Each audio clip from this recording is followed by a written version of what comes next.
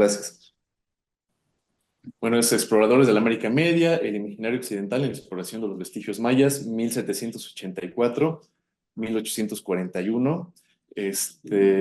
Fui investigando para este proyecto y para esta tesis y pues nada, empecé como queriendo abordar la vida de estos exploradores, pero me di cuenta y creo que es pues lo que le da un poco más de sustento a mi tesis, que en estas exploraciones pues yace como todo este imaginario justamente europeo occidental sobre lo que son, lo que eran los pueblos originarios prehispánicos, ¿no? En particular los mayas, pues las ruinas mayas fueran menos conocidas, ya veremos que incluso pues las de Palenque eran como un poco un misterio y tenían menos, se habían llevado a cabo menos exploraciones que digamos en el centro de México y bueno, causó como gran sensación, además de que se une, por ejemplo, al auge de la egiptología y del interés por otras zonas arqueológicas en el mundo. Ahí está los temas de las diapositivas, bueno, pues para mí. Bueno, justamente, desde fines del siglo XVIII, América se empieza a constituir como una serie de poblaciones y estados que empiezan como a querer formar una identidad. Además de esto, pues hay que ver los procesos ilustrados, ¿no? Este proceso humano de la ilustración y de la edad moderna y contemporánea, después de la Revolución Francesa, etcétera, que empieza a hacer que la gente, bueno, la educación y los gobiernos se secularicen, ¿no? Por ahí en la tesis, bueno, tengo una cita de Jonathan Swift en donde dice, la gente ya no es rica la que tiene más tierras o más propiedades, ¿no? Sino la que tiene más ingresos, más cuentas bancarias. Entonces, es una nueva forma de entender, digamos, a la economía y a los gobiernos.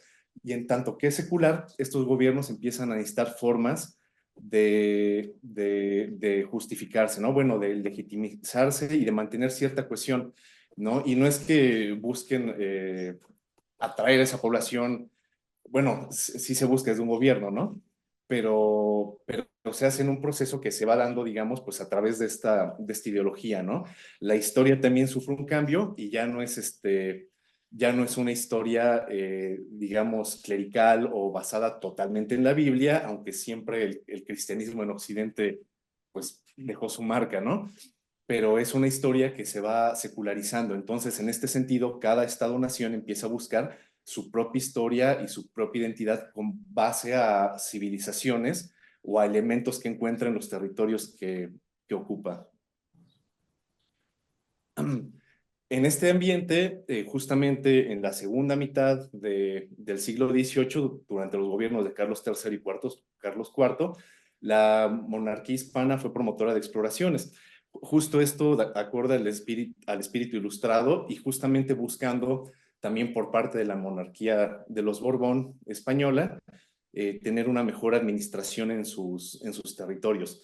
Un ejemplo de esto, por ejemplo, sería la expedición de Alejandro Malaspina, y José Bustamante en 1789-1794, que bueno, no se limitó únicamente a los territorios de la corona, sino que andaba llegando pues nuevamente a Filipinas y también hacia Oceanía y las islas del Pacífico, ¿no? Y bueno, un ejemplo de esto fue esta exploración. Y aquí en la Nueva España empieza un fenómeno. Bueno, cabe mencionar que también la monarquía hispana exploró los vestigios de la explosión del Vesubio del año 79 después de Cristo. Empezó justamente con las exploraciones sistemáticas de los sitios de Pompeya, Estavia, y empezó justamente a recabar información de estos vestigios arqueológicos para conocer culturas antiguas y también por un sentido de apropiación, ¿no? Que pues hasta nuestros días creo yo que lo seguimos viendo, ¿no? Todo el mundo se apropia como de las civilizaciones o de los personajes del pasado para los gobiernos en turno y bueno, lo mismo hacía pues la monarquía hispana, empieza como a quererse asemejar a Roma y empiezan estas exploraciones, pero el chiste es que ahora desde el gobierno, ¿no? Bueno, desde la monarquía, la corona empieza a tomarlas seriamente y como algo que le da pues mayor valía, ¿no? Y empieza a quererse dar a conocer como cultura lo que se descubre en estas exploraciones arqueológicas, en estas exploraciones más sistemáticas.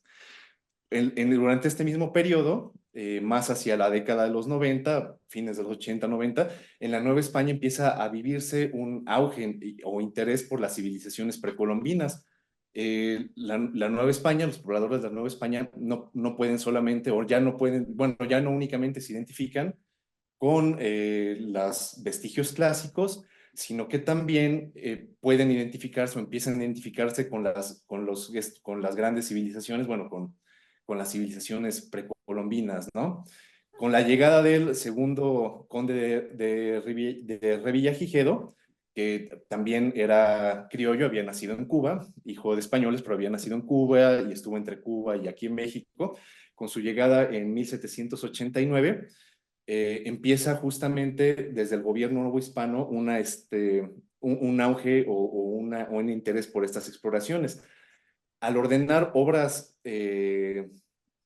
pues cívicas urbanas en el centro de México entre 1790 y 1794, inspirado un poco por el urbanismo de Madrid, también de la época, empiezan a aparecer en estas obras urbanas, vestigios como la Piedra del Sol, la llamada Piedra de Tizoc y la Coatlicue, lo cual llama mucho la atención. Y a diferencia de otras épocas, lo que hace la corona es que empieza a exhibirlas. De hecho, la Piedra del Sol, el calendario azteca, estuvo mucho tiempo al lado de catedral.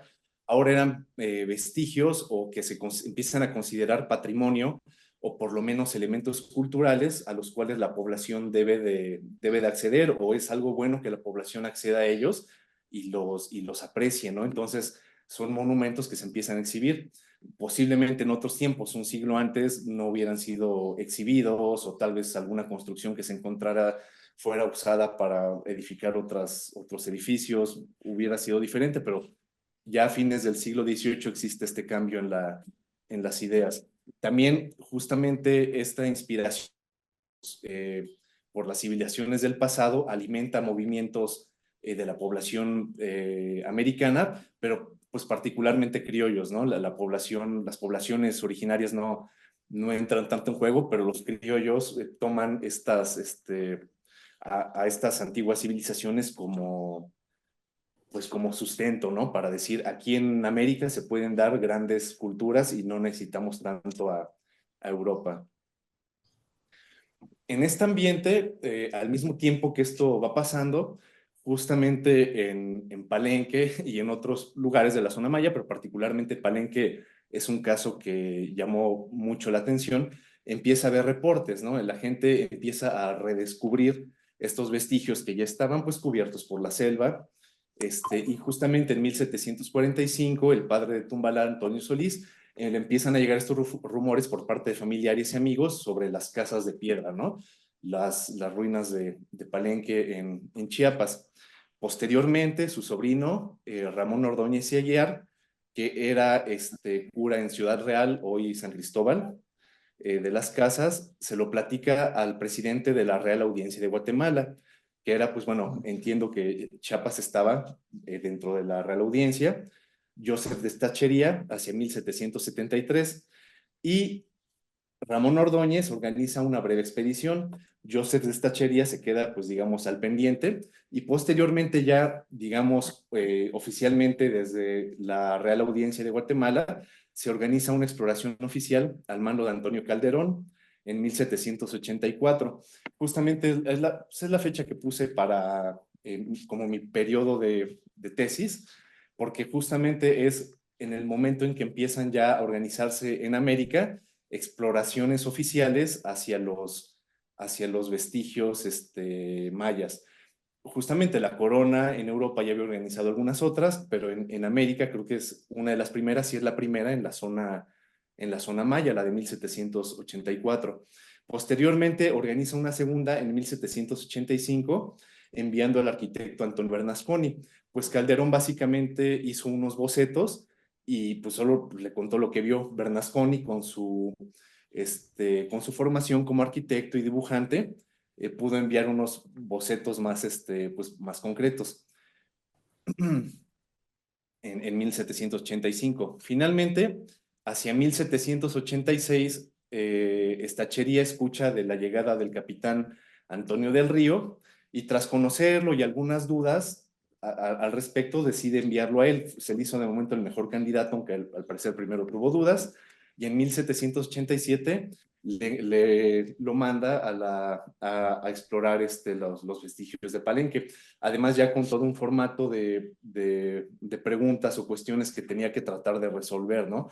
¿Quiénes la habían construido? Si tenía murallas fortificadas, el estado en el que estaba y tratar de pensar qué civilización lo había hecho, ¿no? Por ejemplo, ya desde la primera expedición, la de Calderón, 3 años antes, ya Calderón había dicho, bueno, serán romanos, serán cartagineses, pues nada sé, ¿no?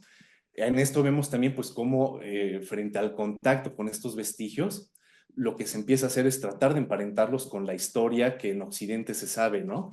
Y que durante la Ilustración se maneja, ¿no? Mucho del mundo clásico, las culturas de Oriente Medio, etcétera. Entonces, Calderón dice, bueno, serán cartagineses, romanos, quién sabe quién construyó eso, ¿no? Literal comenta, pues nada sé. Entonces, Antonio del Río ya en 1787 precisamente hace una exploración más detallada y bueno, también no, él se limita a inferir si fueron romanos, hace cierta comparación que si el río Michol servía como el Tíber para Roma, etcétera, ¿no? Entonces siempre hace estas comparaciones con el mundo clásico, pero no comenta si eran, se limita pues a comentar si era un pueblo que venía del viejo mundo, ¿no? En esta expedición el dibujante fue Ricardo Almendaris. Y bueno, cabe decir que el reporte del río, aunque quedó en México bueno, el primer ejemplar en la Real Audiencia de Guatemala, posteriormente fue tomado por un el doctor McCoy e inspiró a exploradores posteriores, como veremos, por una edición que hubo en Inglaterra, que es la que ahora se conoce de este libro. Posteriormente, en este mismo ambiente, llegó hacia el 4 de febrero de 1791, Guillermo Dupá llega a la Nueva España, flamenco de nacimiento, pero bueno, siervo de la monarquía española, ya había tenido experiencia ayudando en las exploraciones en Italia, y bueno, siendo capitán de dragones, llega a la Nueva España. Como dato curioso, primero le interesa mucho la botánica del país, pero luego al ver también los vestigios arqueológicos se interesa muchísimo, ¿no?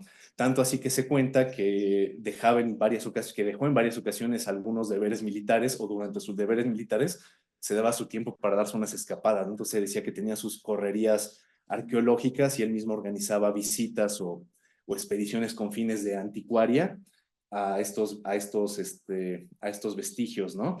Justamente los descubrimientos de la Piedra del Sol y de la Coatlicue cuando iba llegando llamaron mucho su atención. Conociendo estos detalles sobre Guillermo Dupá, que se estaba formando él solo como anticuario, Carlos IV lo pone al mando de la Real Expedición Anticuaria en una misiva del 2 de mayo de 1804. La Real Expedición comenzaría en 1805 y su misión fue documentar, valorar y demostrar el nivel cultural artístico de las antiguas civilizaciones mexicanas. Aquí lo interesante pues, también es ver cómo existe este cambio de, pues, de conciencia, llamémoslo, ¿no? De perspectiva sobre que bueno, las civilizaciones del pasado, sobre todo las que están como en el territorio propio o el territorio de la corona, eran un interés de la corona para ver cuál había sido el pasado de sus posesiones y demostrar, ¿no? Que siempre había habido como grandes civilizaciones en los territorios que se ocupaban. El dibujante y arquitecto fue José Luciano Castañeda, que fue el ilustrador, y el militar Juan del Castillo fungió como secretario durante esta expedición. Cabe decir que con la invasión napoleónica a España y el escándalo, bueno, la deposición del virrey Iturrigaray, la Real Expedición tuvo un fin abrupto, ¿no? De momento quedan detenidos en Chiapas y hasta diciembre de 1808 pueden regresar y ya no les da tiempo de seguir explorando, ¿no? Sencillamente ordenan sus cosas y regresan a la capital. Guillermo Dupin todavía vivió unos años y murió hasta 1818. Y bueno, ya más adelante, después de ver este interés promovido por la monarquía hispana, llegamos pues ya hacia entrados en 1800 y justamente la consolidación de estas, pues, de estas instituciones políticas que son tan importantes en la actualidad, ¿no? Los estados nacionales, ¿no? Uno no puede de momento pensar en el mundo actual sin pensar como en países o en naciones entendidas como estados o estados nacionales, ¿no? Ahí puede haber una diferencia, no necesariamente un estado es un estado nacional, pero suele ser como el esquema que tenemos en la actualidad, por lo menos en Occidente, ¿no? Y durante los nacionalismos y el romanticismo del siglo XIX, estos procesos se asientan, ¿no? Eh, Al mismo tiempo que existen estas ideas ilustradas, empieza a haber este auge en encontrar los elementos en común que compartían las poblaciones de los diferentes pues, países o naciones que ahora vamos conociendo o que conocemos, ¿no? Estas ideas de compartir un pasado común, los mismos procesos culturales y digamos un futuro o un camino social o cultural ya señalado son como elementos que cohesionan las identidades de los estados nacionales en el siglo XIX. En este sentido, para Occidente, conceptos como los de cultura, civilización y progreso dan un devenir y una identidad pues estas instituciones políticas que son los estados. Aquí vemos durante este proceso un caso un poco extraño, porque originalmente no era centroamericano, es el de Juan Galindo, que nace en Dublín, Irlanda, en 1802 y se interesó muchísimo por la cultura maya. De hecho, de alguna manera, bueno, por la cultura, por la civilización que ya había existido en Centroamérica, porque todavía no se identificaba bien como maya. Originalmente el nombre de Juan Galindo era John. El apellido, al parecer siempre fue Galindo. Gustav Stormvik en 1946 cuestiona y dice, pues no se habrá llamado Gallagher. Y no, resulta que es una familia de inmigrantes que llega en 1705 a Inglaterra y pues sí había un apellido Galindo en Inglaterra debido a esta familia de migrantes. Él era hijo de los actores Philemon Galindo y Catherine Bogg, bueno, Gogh, y con 16 años, en 1818, viaja a América. Al parecer con la expedición de Lord Cochrane, que fue un marinero que intentó participar en la independencia de Chile, pero no, al parecer en realidad se fue con un tío a unas plantaciones en el Caribe. Y bueno, ya para 1828 había sido nombrado intendente en las mejoras del puerto de Iztapa en Guatemala y cambiado su nombre a Juan Galindo. En 1829 participó por primera vez en acciones bélicas y fue partidario de Francisco Morazán y la República Centroamericana. Justamente en sus exploraciones y en sus exposiciones, en sus obras, bueno, en su texto sobre Copán, se ve esta idea como del gran país que puede ser la República Centroamericana e incluso lo empieza a ubicar como una de las grandes culturas de la humanidad, ¿no? Y llega en cierto punto en el que menciona que posiblemente la civilización surgió ahí, ¿no? En Centroamérica y se desplazó hacia el oriente en realidad, ¿no? Entonces, bueno, empieza a ensalzar a la República Centroamericana pues casi como la cuna de la civilización. También habla, por ejemplo, justamente que a lo mejor ya la población indígena había tenido su momento, pero ahora los criollos y la nueva población de la República Centroamericana podía retomar pues esos pues esas grandes culturas y tener, digamos, como su renacimiento cultural o ser herederos de esta gran civilización, ¿no? Bueno, hacia 1830, en 1834 empieza sus exploraciones, se le encargan sus exploraciones en Copán, lo cual le da gusto. Él descubre las ruinas de Motagua, que luego se llamará Quiriguá, y antecede esto un poquito más de un año a Stephens, bueno, en la exploración de estas ruinas de Quiriguá, que él llama Motagua por el río. También él se destaca justamente por defender el origen autóctono de esta civilización, y que los jeroglifos eran un sistema de escritura, que era el idioma que hablaba pues esta cultura. Dice que probablemente era un imperio chorti del pasado, que justamente había construido Copán y Quiriguá.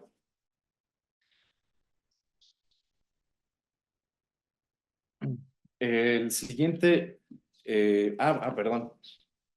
Finalmente, siendo partidario de Morazán hacia 1839, bueno, le está yendo muy bien, se va a casar, pero a principios del 40, Juan Galindo bueno, es muerto en Honduras combatiendo por la República Centroamericana, y, y pues nada, se le reconoce como un gran, bueno, como un explorador. El mismo Stephens lo menciona, ¿no? Habla de que el capitán Galindo ya había estado en Copán. Y bueno, de él llama su atención su nacionalismo centroamericano adoptado, ¿no? Él adopta la nación centroamericana después de estar viviendo un rato en América, aunque era de origen irlandés, y justamente defiende todas estas ideas de encontrar un pasado para la nueva república, ¿no? Y además un pasado pues glorioso, ¿no? El origen o una posible cuna de la civilización, defendiendo un poco una teoría también difusionista, ¿no? Nada más que en vez de que el origen de la civilización estuviera en Europa o cerca de Europa en el Mediterráneo, pues lo ubica aquí en las Américas. Bueno, el siguiente autor que abordé, precisamente porque es parte importante de este proceso romántico, aunque no tiene elementos, digamos, nacionalistas, por lo menos no americanos, es Jean-Frédéric Maximilien de Waldeck, que pues es todo un caso, ¿no? Para empezar, en su historia de vida se dice que vivió hasta los 109 años, aunque es algo debatible, pero se dice que vivió hasta los 109 años. Nace el 6 de marzo de 1766 y muere hasta 1875, ¿no? Entonces, bueno, pero mucho de su vida es un poco un misterio, porque él mismo se encarga de presentarse como un gran aventurero y explorador, y bueno, siempre ensalzaba o posiblemente modificaba sus narraciones, ¿no? Por ejemplo, su lugar de nacimiento era París, Praga o Viena, según la anécdota, ¿no? O donde lo hubiera contado. Al parecer sí venía de alguna familia noble alemana, los Waldenstein, y pues de ahí que se hiciera llamar conde y posteriormente en ocasiones duque de Waldeck. En la primera parte de su vida viajó en dos ocasiones, la primera en 1780 con François Le Vaillant hacia el sur de África, y estuvo era una exploración con fines pues de biología, pues, pero más bien iban a dibujar plantas, aves y animales. Entre 1789 y 1801, dijo haber participado en las campañas napoleónicas de Egipto y el norte de África. Y esto lo llenó de un gran interés por los vestigios arqueológicos del Oriente Próximo y de Egipto, ¿no? Justamente la egiptología estaba en auge, ¿no? Quién sabe qué tanto participó en las campañas napoleónicas, pero pudo haber estado ahí. En 1822, esto es curioso, está de regreso en Inglaterra en 1822, y ayuda a Henry Berthold, el impresor inglés, y le ayuda en la traducción y edición del reporte del río, que se encontraba, el documento se encontraba en Inglaterra y se hace esta edición al inglés. En esta edición se le pone también el material de Félix Cabrera, que era conocido de Ramón Ordóñez, y durante estas fechas que ya mencionamos de las exploraciones en Palenque, discutían sobre cuál había sido el origen de esta civilización, ¿no? Y entonces Cabrera tiene este libro muy divertido, similar al de Ordóñez, que es Historia del cielo y la tierra, pero Cabrera hace su teatro crítico americano, en donde expone, bueno, una serie de teorías difusionistas pues interesantes para la época, ¿no? Que si eran caldeos, asirios, de dónde había llegado la cultura a América. Y es importante pues darse cuenta cómo se ubicaba como la historia de la humanidad como un solo conjunto, ¿no? Este, finalmente, si había cultura en algún lugar, tuvo que haber llegado de una zona previa, posiblemente Egipto o Babilonia, o una de las tribus perdidas de Israel, ¿no? Que desde que llegaron los primeros 12 frailes existe esta idea al continente americano, pero pues se siguen manteniendo porque es esta idea de que esta idea en Occidente existe de que hay una sola historia humana y que la cultura se va transmitiendo directamente de un lugar a otro. Esto, obviamente, la cultura se transmite, pero muchas veces puede haber que hay, que se desarrolla en comunidades, digamos, aparte, ¿no? Obviamente hay elaboraciones culturales en comunidades que no necesariamente tuvieron contacto con otras, ¿no? No necesariamente es que el conocimiento venga de Egipto o de la Grecia clásica o de las grandes culturas, sino sí se transmite, pero a veces hay elaboraciones culturales autóctonas, ¿no? Bueno, a partir de leer de su trabajo con el reporte del río, se interesa mucho en las culturas precolombinas y en 1825 llega a México, trabaja en una mina de plata en Tlalpujahua, en Michoacán, y bueno, de ahí tiene problemas con el encargado italiano y termina saliéndose, ¿no? Esto le da para mantenerse y juntar unos ahorritos para posteriormente, en 1832, ir a Ciudad de México, se entrevista con el ministro del Interior, Lucas Alamán, y bueno, acuerdan, ¿no? Que iba a ser unas 200 láminas, que iban a ser financiadas por suscripción, que iba a ser unos volúmenes, que era pues que esto le iba a interesar al gobierno mexicano porque era cultura y se iba a poder vender los materiales. Y bueno, acuerda unas 200 láminas, ¿no? Entonces, bueno, el gobierno mexicano lo apoya y empieza esta expedición. Finalmente se cancela en 1836 y sus materiales son decomisados, ¿no? Porque pues empiezan rumores de que empezaba a llevarse piececitas, no entregó la cantidad de láminas adecuadas, etcétera, ¿no? Luis, Él, perdón, sí, debes apurarte un poco porque ya casi llevamos ya me media extendí. hora. Ah, Sí, disculpe, ok, no, es que bueno, te entusiasmas, pero sí, recuerda que tenemos que hacer el examen y estás ocupando un perfecto. poquito demasiado, ¿no? Te faltan, creo que 6 láminas, entonces, por favor, Sí, el si último puedes capítulo. abreviar. Gracias. Bueno, este fue Baldec. Posteriormente, y justamente en este mismo tenor, vienen las exploraciones de Stephens, ¿no? Que lo pongo aquí, Stephens no fue patrocinado por un gobierno, pero justamente tiene esta idea, pues, nacionalista, ¿no? Y me dirán, bueno, Stephens nace en New Jersey en 1805, es hijo de un comerciante en Nueva York, y dirán, bueno, ¿por qué nacionalista? Pues es que en la época los Estados Unidos empiezan a buscar cómo contraponerse a Europa y se acercan a las civilizaciones americanas y no solo a las de Norteamérica, sino que empieza a haber esta idea de que la cultura americana es una sola, ¿no? Un panamericanismo arqueológico. Stephens empieza a escribir estos bestsellers, sus primeros viajes fueron en 1834, tras dedicarse a la abogacía en Nueva York un tiempo, y su primer viaje es en Europa y en el Oriente Próximo.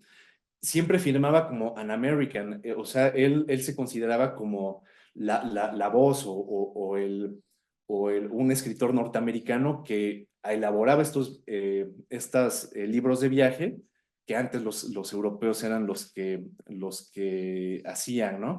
Entonces va primero a Europa Oriental y luego al Oriente Próximo y entre 1839 y 1842 realiza sus dos viajes por la zona maya.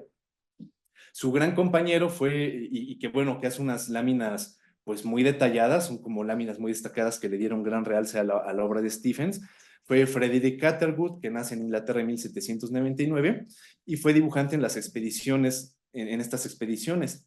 Stephens y Catherwood se conocieron en el panorama de Bufors, donde Catherwood exponía unos lienzos de Tebas y Baalbek, y platicaron sobre el reporte de Antonio del Río, precisamente la edición de Henry Berthoud de 1822, y entablaron una amistad y empezaron a planear su viaje a Centroamérica, ¿no? Planeaban también montar un panorama en Nueva York, lo empezaron a realizar, pero un incendio lo destruyó justo al regreso de sus viajes, lo cual hizo que la obra de Stephens fuera como el mayor vestigio que dejó sobre arqueología para el público norteamericano y después para el mundo, y fueron libros muy vendidos. De hecho, de todas las obras de todos los autores, fue el que más libros vendió. Stephens, bueno, ya luego regresan, trabajaron en obras ferroviarias y bueno, Catherwood muere ahogado y Stephens por enfermedad. Justamente dentro de las teorías que maneja Stephens es que sí, los mayas eran una civilización autóctona. En ciertos momentos duda que sean los antecesores de los mayas que él conoció cuando estuvo en sus viajes, pero después, ya en el libro de Yucatán, hay un momento en el que está viendo los arcos del convento en Mérida y dice, no, sí son el mismo pueblo, solo que ya pues el tiempo pasó, y defiende que es una cultura americana, desde un sentido incluso nacionalista, porque trata de hacer una apropiación. En un sentido pragmático y nacionalista, un poco se menciona un monroísmo arqueológico, justamente para diferenciarse de Europa y reclamar la cultura americana de todo el continente como americana norteamericana. Empieza a intentar comprar diversos sitios arqueológicos, ¿no? Con perspectivas comerciales y nacionalistas. Y bueno, en este mismo tenor, en su Incident of Travel in Central America, Chiapas en Yucatán, la primera de las obras, continuamente se ve cómo empieza a analizar, dicen, miren, en Belice los magistrados eran mulatos y funcionaba, les sorprende mucho, pero dicen, es una población que vive en paz, este será el futuro de las Américas, y empieza a hacer esta comparación, ¿no? De que América puede ser un solo ente, ¿no? Claro, visto siempre como desde la perspectiva norteamericana, ¿no? Y de esta forma es que él defiende el origen autóctono de las culturas americanas, pero pues siempre visto como que Estados Unidos puede ser el heredero de esto en contraposición de Europa. Pues sí, en este sentido invoca el pasado indígena. Y bueno, ya para finalizar, como conclusiones, pues desde fines del siglo XVIII y durante la primera mitad del XIX, la percepción que se tuvo de los pueblos americanos originarios estuvo muy marcada por la estética del momento en Europa y en Occidente, y por las ideologías políticas pues incluso filosóficas imperantes, ¿no? La ilustración, los romanticismos, los nacionalismos, que promovían estas exploraciones y al mismo tiempo las hacían, pues, bueno, el conocimiento que se obtenía de ellas hacía un discurso político, ¿no? Sobre las grandes civilizaciones sobre las que se asentaban los nuevos estados.